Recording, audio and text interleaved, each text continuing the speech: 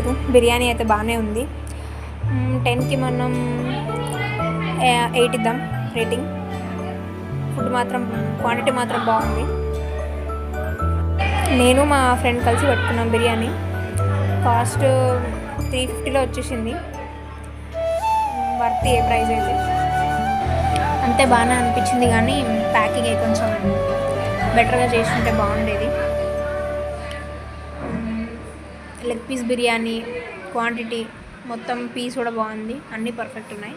కావాలంటే ట్రై చేయొచ్చు.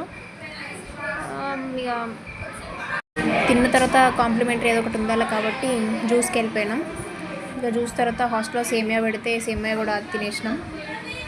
దాని తర్వాత హాస్టల్లో డిన్నర్తోనే కంప్లీట్ చేసేసినాం.